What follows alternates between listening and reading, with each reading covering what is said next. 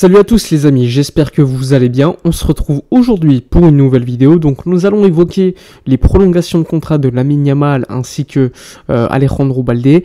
Et en plus également revenir sur le fair play financier de la Liga, les conséquences pour la saison prochaine, donc le mercato également en janvier et surtout celui de juin prochain puisque comme vous le savez, eh bien, le fair play financier, c'est important de faire un point chaque fois pour déterminer si on y sera soumis autant que cette saison par exemple. Alors allons-y les informations de la journée. Lamine Yamal, Alejandro Balde, leur prolongation de contrat, on le sait, elles sont déjà avec un accord total. Jorge Mendes, l'agent des joueurs évidemment, a joué un grand rôle afin que les deals soient facilement trouvés, on va dire. Alejandro Balde a encore communiqué hier à la presse qu'il allait prolonger. Qu'il voulait rester à Barcelone, que c'était le club de sa vie, donc communication assez classique, mais c'était pas une surprise, cet été le Barça savait que Manchester City notamment était sur Balde. Balde a refusé toute approche citizen et donc sa prolongation de contrat sera officialisée normalement la semaine prochaine, donc c'est attendu dès le retour de la trêve internationale que le FC Barcelone officialise la prolongation de contrat jusqu'en 2027 ou 2028, faudra voir. Donc d'Alejandro Balde. Quant à Lamine Yamal, lui, sa prolongation de contrat sera jusqu'en 2026 puisque il est mineur et quand tu es mineur, tu ne peux pas prolonger de plus de 3 ans. Donc le Barça est obligé de prolonger Lamine Yamal jusqu'en 2026. Il y a déjà un accord total avec le joueur, donc pas de problème. Tant que le Barça sera de toute façon dans une situation très cordiale avec Jorge Mendes, il n'y a pas forcément de raison que Lamine Yamal échappe à Barcelone. Donc Balde et Lamine vont bien prolonger leur contrat normalement après la trêve internationale. On a également appris d'ailleurs que Lamine Yamal, qui devait participer à la Coupe du Monde U17 avec la sélection espagnole, n'ira pas lors du mois de novembre-décembre y participer, puisque le Barça va donc garder le joueur après un accord trouvé avec la fédération espagnole. Ça c'est parfait, ça nous permettra de compter sur lui et surtout de pouvoir l'utiliser lors de certains matchs. Bon, allons-y maintenant sur l'aspect économique de la vidéo. Comme vous le savez probablement, depuis le début de la chaîne, d'ailleurs si vous n'êtes pas abonné, profitez-en pour le faire, je vous fais des vidéos concernant l'aspect économique du Barça pour comprendre sur le mercato des transferts si le Barça pourrait être actif, s'il y aura des limites, etc., etc. Bref, on peut dire que cet été, je me suis pas trompé puisque comme je vous l'annonçais, ça allait aller jusqu'au bout, c'est ce qui a eu lieu, le Barça était dans une situation compliquée au niveau du fair play. Mais la situation risque de changer. Bon, je m'explique. Le mercato l'année prochaine va être plus actif que celui de cet été. En tout cas, au niveau des achats, c'est pas très dur, puisque cet été, le Barça dépensait seulement 3,4 millions d'euros en indemnité de transfert. Et c'est quand même plutôt bien renforcé, je trouve. Mais surtout, le Barça a dépensé, entre guillemets, cette saison, pour l'équipe, 50 millions d'euros pour les recrues seulement. 50 millions d'euros, c'est les salaires, c'est également les amortissements, puisque Gundogan est arrivé libre, tu prends le salaire en compte pour cette saison, Romeo quasiment libre, le salaire qui n'est pas très élevé au demeurant, Inigo, etc., etc. Bref, toutes ces arrivées coûtent 50 millions d'euros au club.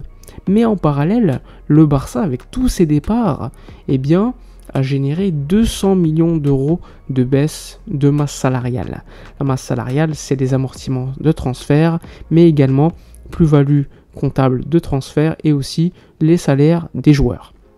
Donc tout cela, ça t'a généré 200 millions d'euros et les arrivées 50 millions d'euros. Donc en bref, le Barça sur un été, en se renforçant, je trouve, en tout cas en ne perdant pas de qualité énorme, le Barça a économisé 150 millions d'euros de masse salariale. Selon les médias espagnols, hier, ils déclaraient que la masse salariale actuelle du FC Barcelone est de 400 millions d'euros. C'est vraiment très très bas. Quand on parle de masse salariale, je le rappelle, c'est les primes à la signature, les salaires des joueurs en équipe première, mais également dans toutes les sections, que ce soit l'équipe B, basket, handball, etc., etc., le salaire du coach et également les salaires, on va dire, non sportifs, c'est-à-dire les dirigeants. Donc tout cela, en fait, ça fait 400 millions d'euros avec les amortissements de transfert annuels des recrues. Donc c'est pas beaucoup, 400 millions d'euros pour, on va dire, une échelle. Le Barça, il y a 2 saisons, était proche des 650 millions d'euros, ce qui était énorme. Donc il y a eu une baisse petit à petit des salaires avec les départs des joueurs cadres, on va dire, Jordi Alba, Piqué, Busquets, etc. Et en plus, je trouve que l'effectif ne s'est pas forcément dévalué, on va dire. On a eu des jeunes qui ont progressé, et quand c'est des jeunes qui viennent de la maison, eh bien ça signifie des petits salaires au début, et surtout, ils ne coûtent pas de frais de transfert au club chaque année. Donc là aussi, c'est un élément à prendre en compte, et on va dire que ces jeunes ont été très importants pour que le Barça reste un minimum compétitif, tout en, on va dire, gardant une masse salariale qui n'augmente pas. L'année dernière, la masse salariale était quand même élevée, puisqu'elle était aux alentours de 550 millions d'euros. Mais pourquoi ? Puisque le Barça, l'année dernière, avait fait un mercato actif. Jules Koundé, Rafinha, Lewandowski, etc., etc. Bref, des amortissements de transfert annuels qui sont quand même élevés, avec des salaires quand même élevés.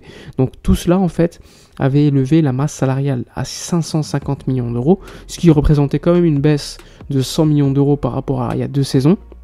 Mais cet été, c'est encore plus bas, 400 millions d'euros. C'est pour vous montrer également le travail qui a été fait par la direction et cette baisse de la masse salariale. Alors 400 millions d'euros, c'est seulement cette saison. Il faut savoir que la masse salariale est corrélée à ce qu'on appelle la limite salariale. La limite salariale, c'est un calcul effectué par la Liga qui prend en compte les revenus, les dépenses, et à la fin, ça leur donne une limite salariale que le Barça ne doit pas dépenser. Aujourd'hui, on serait donc au 1 pour 1, c'est-à-dire à l'équilibre.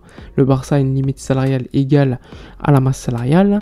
L'année prochaine, il faut savoir que le Barça va jouer plus de la moitié de la saison, en tout cas, allez, on va dire la moitié de la saison dans son nouveau stade avec plus de place, plus de, on va dire, choses organisées au niveau des sponsors, bref, beaucoup de nouveautés. Donc les revenus de cette saison, eh bien, de l'année prochaine seront plus importants en tout cas que ceux de cette saison où tu joues à Montjuic. Donc la masse salariale, la limite salariale l'année prochaine risque d'augmenter, ce qui signifie en gros que l'année prochaine, certes la limite salariale va augmenter, mais cela signifie également que le mercato du Barça permettra au club d'avoir plus de marge pour recruter. Alors il faudra pas non plus dépenser n'importe comment, puisque il faudra respecter la limite salariale de l'année prochaine, mais tu auras déjà beaucoup plus de marge avec des nouveaux revenus, sachant que il y aura quand même des salaires qui vont augmenter, il faut pas se leurrer, avec notamment Ter Stegen qui a un salaire qui va croître. Il faudra également voir la gestion d'autres joueurs, des jeunes qui vont peut-être prolonger avec des meilleurs salaires aussi. Donc tout cela, il faudra le compenser avec des départs. Des départs attendus, je pense peut-être de Sergi Roberto ou Marcos Alonso qui a un salaire cette saison important. Bref, il y a du boulot. Le club va devoir quand même respecter, à mon avis, un travail, une limite salariale aux alentours de 460 millions d'euros, 470 aux alentours de cela pour l'année prochaine. Donc ça va te laisser quand même une marge de 70 millions d'euros de plus par rapport à cette saison. Et 70 millions d'euros de fair play, entre guillemets, c'est beaucoup lorsque tu es au 1 pour 1. Donc ça va te permettre de recruter pas mal de joueurs si tu le veux. Mais il faudra quand même ne pas dépenser n'importe comment, afin que tu ne te retrouves pas dans la situation similaire à ce qu'on a connu durant le Covid, qui a eu un impact pendant 3 ou 4 ans au moins. Donc c'est dire également l'importance l'année prochaine de la réouverture du nouveau Camp Nou, même si c'est pendant la saison. Alors imaginez en 2025-2026, lorsque le stade sera totalement ouvert, eh bien les revenus vont encore croître, et donc la limite salariale aussi. Donc là, on aura déjà beaucoup plus de marge encore. Bon, j'espère que j'aurai été suffisamment clair. N'hésitez pas à donner votre avis dans les commentaires, à liker, commenter, partager. Moi, je vous remercie. Comme d'habitude, n'hésitez pas à soutenir la chaîne si vous le voulez. Lien en description. Je vous remercie. Je vous dis à la prochaine et d'ici là, comme d'habitude, portez-vous bien.